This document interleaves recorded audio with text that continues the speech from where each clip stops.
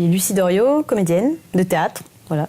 Clown, marionnette, un peu tout quoi. J'ai commencé toute petite parce que mes parents m'ont inscrit aux ateliers théâtre de l'ancienne mairie de Nouméa.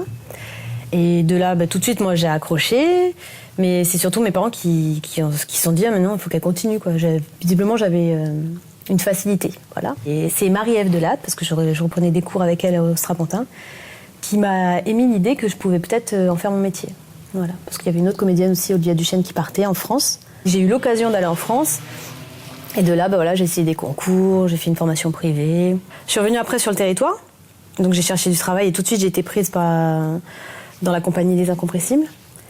Et ça, c'était en 2008. Et en 2012, j'ai ressenti le besoin de plus me former encore dans une autre discipline. Donc là, j'ai fait l'école internationale de théâtre Jacques Lecoq. Donc je suis très fière de ça. C'est une école qui est surtout basée sur le théâtre gestuel. Parce que, soi-disant, le langage vient après le geste.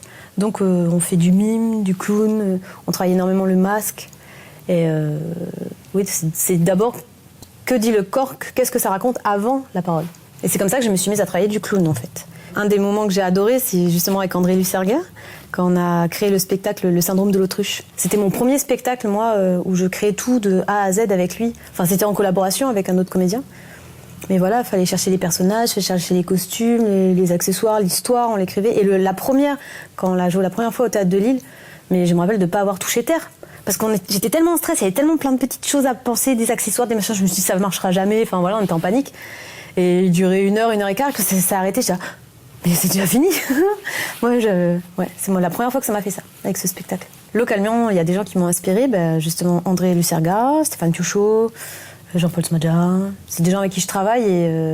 Et après, à l'international, des gens vivants. Il y a le clown Ludor Citric, qui est un clown trash en fait, qui n'est pas pour les enfants, donc moi j'aime bien.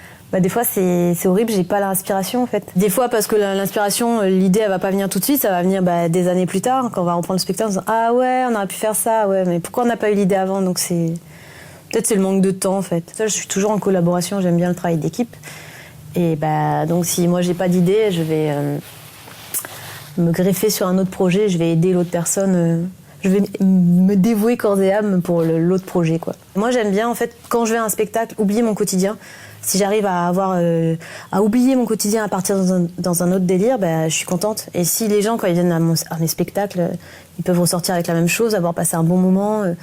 Si dedans, eux, ils ont vu des messages et qu'ils les ont compris, c'est parfait. Mais s'ils n'ont pas compris le message, c'est pas grave. Moi, ce que je veux, c'est qu'on passe un bon moment. Ouais.